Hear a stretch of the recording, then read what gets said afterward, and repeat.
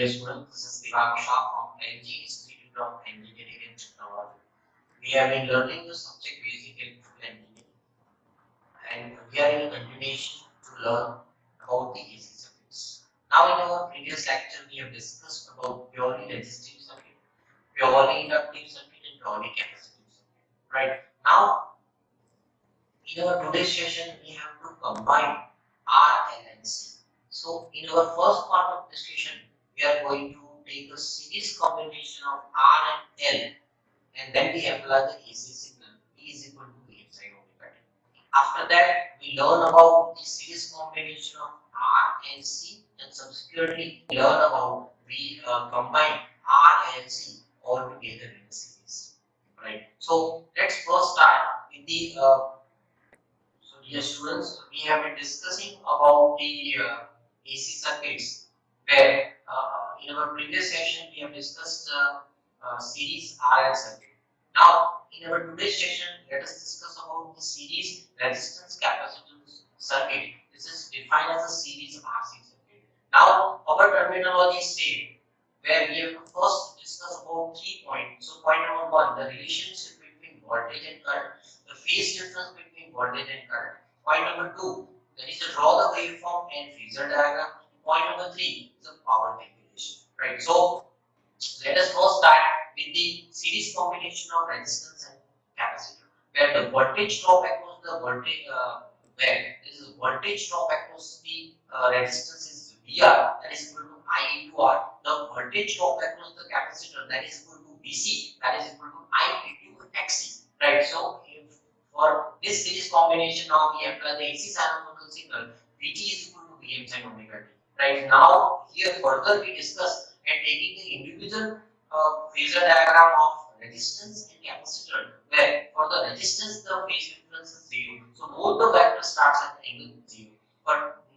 But this is not the case for capacitor. For a capacitor, the current is leading by angle 90, where you can see this diagram. Now my next job is to combine this two phasor diagram of R and C, and you will find the series combination of the phasor diagram of the series combination of R and C. That's what it is called. Phasor diagram is nothing but the master key for this. So now let's start and combine these two phasor diagrams of individual resistance and inductor. You can see on the x-axis the vector is current. Since voltage drop across resistance VR is in phase with the current, so you can see VR vector same with the current vector, because both are in a same phase, right? But this is not case with the capacitor, where here the voltage drop across capacitor VC is leading by angle. Sorry, the voltage drop across the capacitor VC is lagging by angle 90 with respect to current. So you can see on a y-axis there is a vector of VC. Now since there are two vectors are moving in anti-clockwise direction, so your job is to find the resultant vector. That resultant vector we define as a Vs, and that is diagonally here available. Right. So now from this triangle we can further going into detail. So before that we define here the difference between voltage and current. So here V is equal to Vm sin omega t, I is equal to Im sin omega t plus phi. That means here current is leading by angle phi with respect to voltage V. Right. So from this you can define here the value of current Im is equal to Vm by Z, where Z is defined as the impedance. So our next job is to draw the waveform with this respect, where you can define all the equations from the phasor diagram. So if we define here the waveform, where you can see the voltage V starts from the angle 0, but the current is already started with the angle plus phi. So here current is leading by angle phi with respect to voltage V.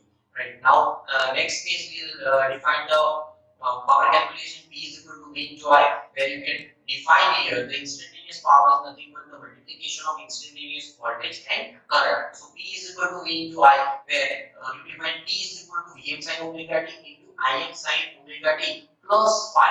Right. So once you define this particular equation, you are now multiplying by 2 and dividing by 2. In this equation, you can find Pt is equal to 2 Vmi by 2 into sin omega t into sin omega t plus phi. Now, by taking 2 as we are converting into c minus c by the trigonometry, you can see Pt is equal to Vmi by 2 into cos phi minus cos 2 omega t plus phi. Right? Since here first term we define Vmi by 2 into cos phi, it is a constant term. But another term having cos 2 omega t plus phi, this is called a fluctuating sum. So the average value of this fluctuating term is always equal to 0. Let's find the p average value by taking the total span of the time, which is from 0 to 2 pi. So p average is equal to Vm by taking the integration, p average is equal to integration from 0 to 2 pi Vm by 2 in bracket cos pi minus cos 2 omega t plus pi into d omega t. By taking the proper integration by mathematical terms of solving this equation, you will able to find the equation.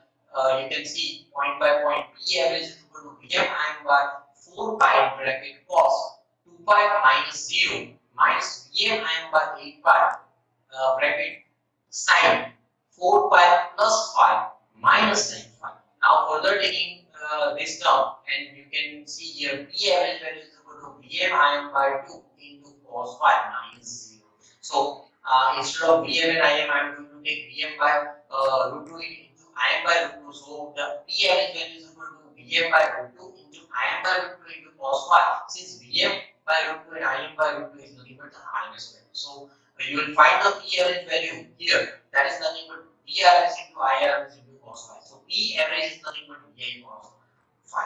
Right now, we are further going into a detail of power calculation, where we need to find the power consumption by individual resistance, capacitor, and overall circuit power consumption. For that, we define here our phasor diagram. Now, from this phasor diagram, you can see you can extract a triangle like x-axis, y-axis, and the resultant value. So, from this, you can see that x is the cos component and y is the sine component. So from this you can be able to find total three individual triangle, which is defined as a vertex triangle, impedance triangle, and power triangle. So first we discuss about the vertex triangle, where x-axis is defined as a VR, that is equal to I into R. Same with the y-axis is defined as a VC, that is equal to I into XC, and the resultant factor V is defined as I into Z. From this you can see here total V is equal to under root VR square plus VC square. Since VR is equal to I into R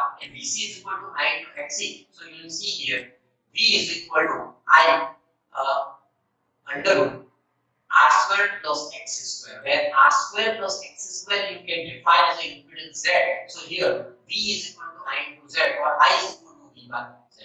This is what the equation that you will get from this vertex triangle. Now since the current value is same throughout this series combination, so I remove the current from all the vectors, you can be able to find the impedance triangle, where you have a resistance, you have a capacitive reactance Xc, and the resultant vector as a impedance Z. So from this you can be able to write the equation of Z is equal to under root R square plus X square, and the resultant angle phi, that is equal to tan inverse Xc by R. Right now I am going to multiply this equation into all vector terms. From that I can be able to find the power triangle, and that power triangle you can see here from the x-axis is the real power, from the y-axis it is a reactive power, and the diagonal part, the resultant vector always give you the power consumption from the circuit. So my first term is defined as the real power. This is because of the resistance.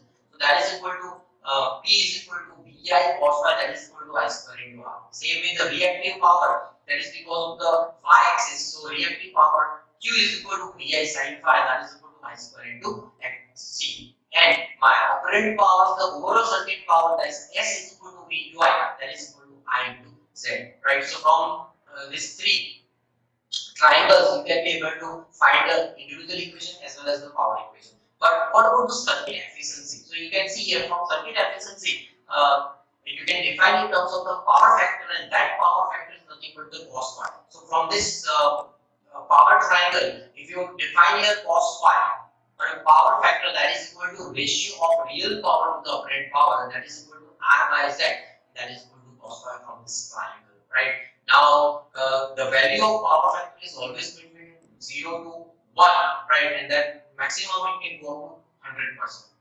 Right, so by this way, if you design a very good series RLC circuit or series R or series RC circuit, the power factor must be between 0.7 to 1, right? So the range of this power factor is from 0 to 1, right? Now we further discuss about the individual powers from this power triangle. So my first term we define as the real power is nothing but the multiplication of RMS values of voltage and current with the cos phi. So here real power or active power P is equal to VI cos phi, that is equal to I square into R and unit in a watt or kilowatt. Same way in a reactive power because of the component capacitor. So reactive power is nothing but Q is equal to VI sin phi, right? And that is equal to I square into XC. That is in terms of VAR or kVAR. It is a voltage ampere reactive part. And the overall circuit power consumption you define as apparent power, that is equal to S and that is equal to V into I. Since you put the equation of V is equal to I into Z, then Z is equal to I square into Z. That is in a unit of VA, voltage ampere, right? So by this way you can find the individual power consumption from the resistance, capacitor and overall circuit, right? Thank you, dear students. If you have any comment, please write in your comment box. Thank you very much.